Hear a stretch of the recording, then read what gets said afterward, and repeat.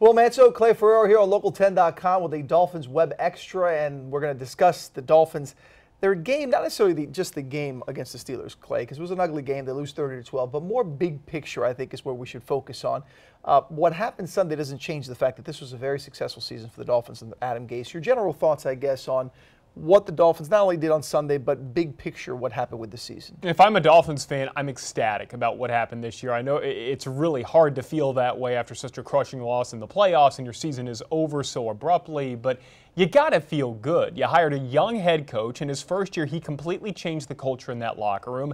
They love him. They look good moving forward. And you understand heading into this year that there were some pieces that they needed to add. You still need to address the linebacking core. You still need to address the back four on that defense to a certain extent, although Byron Maxwell played really well when he was healthy and I think surprised a lot of people.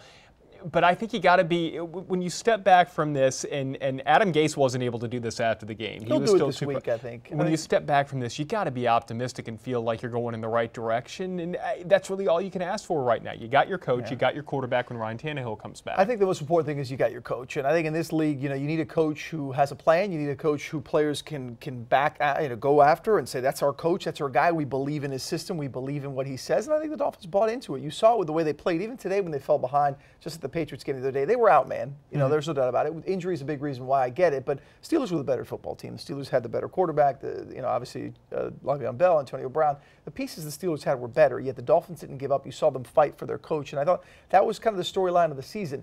Moving forward, we can sit here all day and talk personnel. The Dolphins have a lot of holes. There's no doubt about it. But what team doesn't? Outside of the top 3 or 4 teams in the NFL, now it's for Mike Tannenbaum, Greer, the front office to go ahead and say, okay, let's figure out how we plug these holes. I thought this last offseason they did a good job. Yes. You mentioned the trade that was much maligned that ended up getting them Larry Tunsil with falling backwards. They ended up getting Brian Maxwell, Kiko Alonso.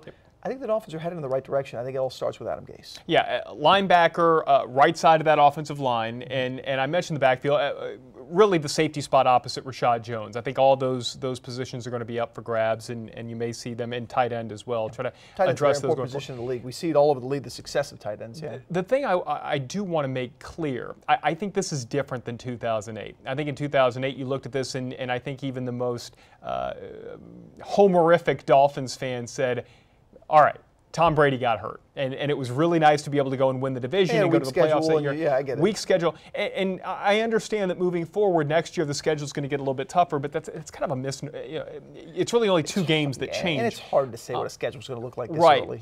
So all that said, I think that this time Adam Gase built this from the bottom up, and I think that you saw that the first 5 games, it was ugly.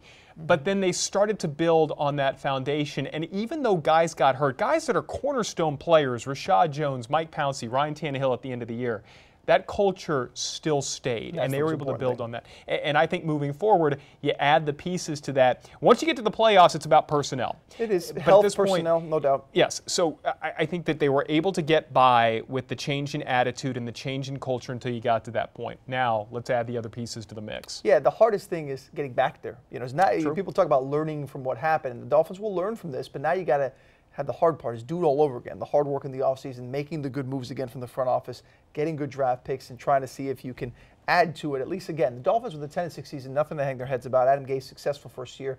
Good job for Adam Gase. Unfortunately, the Dolphins season now over. It is on to the offseason and eventually the NFL draft.